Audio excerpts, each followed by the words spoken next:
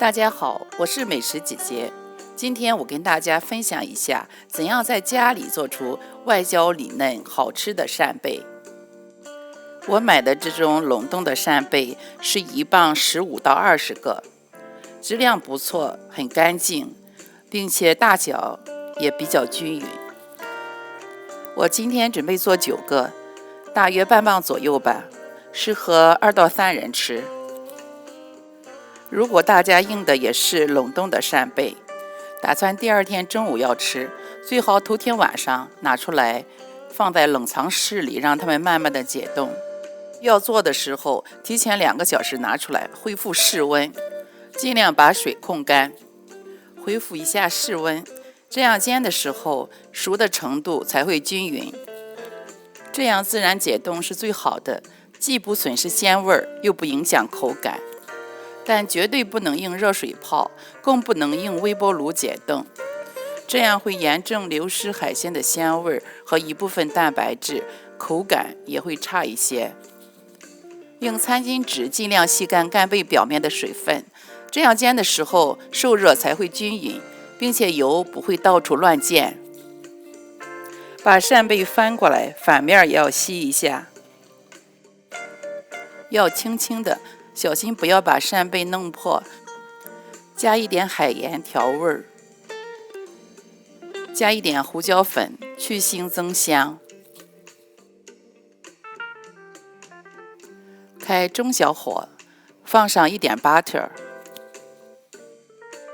然后放上几瓣大蒜。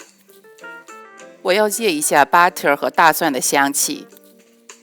扇贝本身味道非常清雅鲜甜，如果单纯的原味料理会有点寡淡，加点黄油和蒜的香味会让扇贝的香味更有层次。油热了以后，把扇贝顺方向摆好。因为煎扇贝用的时间很少，为避免熟的不均匀，我们翻动的时候一定要记得先放的先翻。翻好扇贝后一定不要动，要有耐心。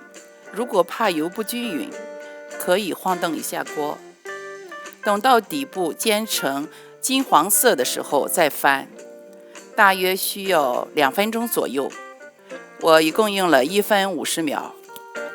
扇贝做的是否成功，味道如何，提前的准备工作是很重要的。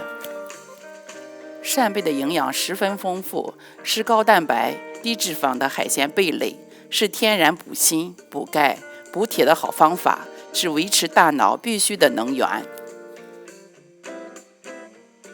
好，时间到了，我们给它翻面，记得先放入的先翻，这样熟的才会均匀。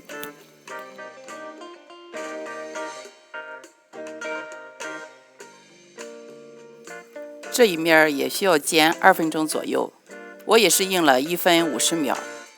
大家可以根据你煎的扇贝的多少大小来适当的调整时间。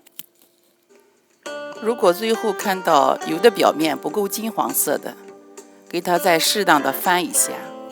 煎好后不要直接装盘，因为有多余的油会影响口感。先放在餐巾纸上吸一下油，再装盘。我先替大家尝一个，用黄油煎出来的这种焦黄色非常的漂亮。